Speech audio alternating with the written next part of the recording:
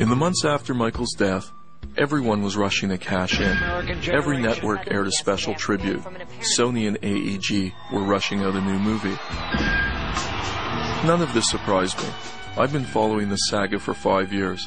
I've talked to dozens of Michael's friends and employees. You saw him in the last 6 months of his life. How did he look? Did he look healthy? Was he happy? To me, he seemed very happy, very enthusiastic, very energetic, very upbeat, and, with big plans. I've gone undercover, and everything I discovered led me in December 2008 to predict that Michael had only 6 months to live. 6 months before Michael died, there were insurmountable factors that set his death in motion. Number 1, debt. Years of legal bills and extravagant living had tapped Michael dry. Record sales were not what they once were. Everyone around Michael needed a handout. There was a lot of stress with the money. He owed people a lot of money. Michael lived beyond his means. He also felt that he could leverage himself to any amount of money. Oh, you need money? Let's borrow it. Oh, well, we got equity here. Do you want that equity? Yeah, sure, why not? Even though he should have been, by all accounts, a very wealthy man, he didn't have people around him that were helping him to protect his assets. And all this confusion and debt, and it was, in his mind, overwhelming, because it's roughly $400 million. I showed him that there was light at the end of the tunnel. Michael needed a mega comeback to bring in new revenue. Then came the announcement for one last tour that would put him right back on top. This is the final curtain call. We were creating the This Is It series of concerts for London's O2 Arena. When I was brought into the fold, there were 10 shows. And then after the overwhelming response, then there was the decision, the collective decision, because Michael Jackson never did anything he didn't want to do, the collective decision to do 50. As soon as I heard about the concerts, the 50 concerts, and his performing, I said, that's it. It's never going to happen. I don't think that Michael had the physical wherewithal to do 50 concert dates. And in fact, the people involved in negotiating said very clear he did not know that there was going to be 50 concert dates. He thought that it was going to be only 10. They had enough requests to do 85 shows. So they went to Michael and they said, look, we got a request to do 85 shows. What do you think? He said, I just want to tell you, and I want to be honest with you, Michael, so you get this right now. 50 shows doesn't get you out of debt. I said, we got to do a lot of stadiums to make this up, but we can get this all under control. And he was fine with that. I don't think Michael would have been fine with doing only 10 shows. That would have been, not as many people.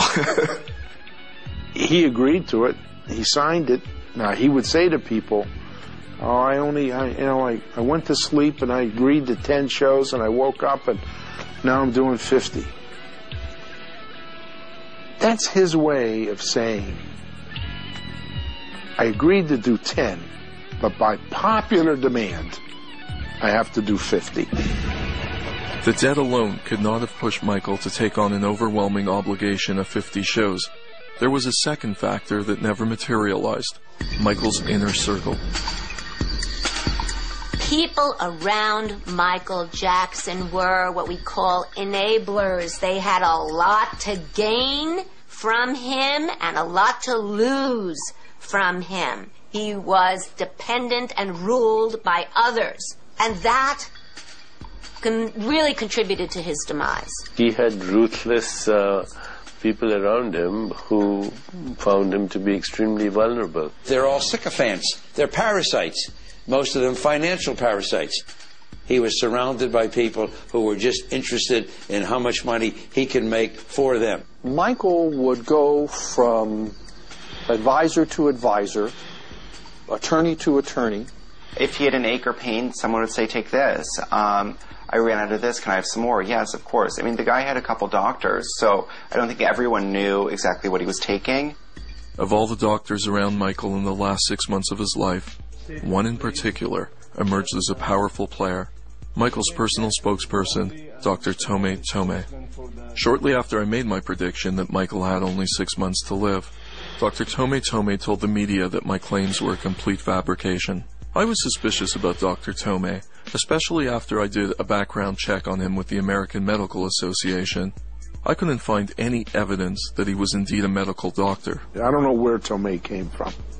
He was there. He negotiated the deal. I just know that the way he scheduled some of the dates, Michael was unhappy with, because he never did a tour before. He was a business guy. While Tome and others discounted my prediction, Michael was rapidly fading.